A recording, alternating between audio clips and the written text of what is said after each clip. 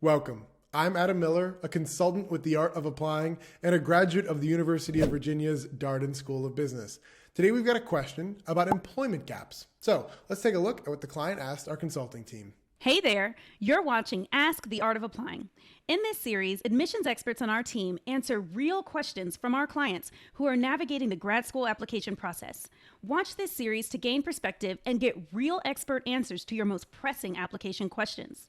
And if you're interested in learning more about the expert advice, editing, and guidance we provide for the grad school application process, watch the free training in the link below in the description. Be sure to like this video and subscribe to our YouTube channel for more application success stories, application tips, advice, and encouragement. Enjoy the video. They say, how long does a gap between jobs need to be for it to be considered an employment gap worth mentioning in my applications? And there are two consultants who answer this question. The first says, I think it depends on your overall resume and the instructions of the schools you're applying to. So check their website. It's hard for me to give guidelines on an exact number of months. So I'm tagging Ritu, who is our in-house expert on resumes. When you're a client of ours, we immediately have you send your resume to her for edits, and she can give you additional information.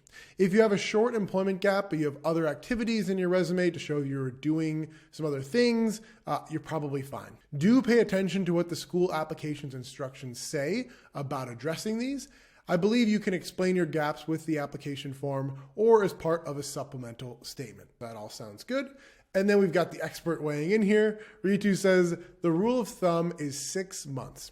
I may give a little more leeway for a first job out of school, like 6.5 or 7 months maybe, right? So I guess what that means is waiting to start your career after you finish undergrad, but discuss it with me or your consultant first. So that's why we have a team of folks. Talk to the person, whoever we assign you to, or you can go right to her and figure out the specifics of your situation.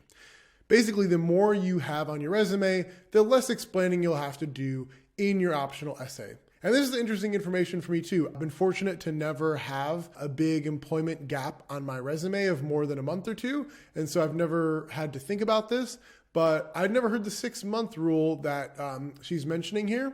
For those of you out there who are applying to any kind of graduate school or just any other jobs where they're asking you about employment gaps, know that if it's just a short amount of time, no need to draw any attention to it. Around half a year or more, know that it might be helpful for you to say something because they might be wondering. And if they do specifically ask, it's helpful that when this kind of thing does happen to you, because many people get laid off, maybe there's downsizings or reorganizations. It's good to try to do something to stay busy in the meantime, even if it's volunteering or personal projects, taking some classes, whatever you're doing to try to fill in that time can be helpful. But even if it's nothing, even if it's a pandemic, God forbid, it's helpful to give some kind of explanation for what happened, explain what, if anything, you did during that time off.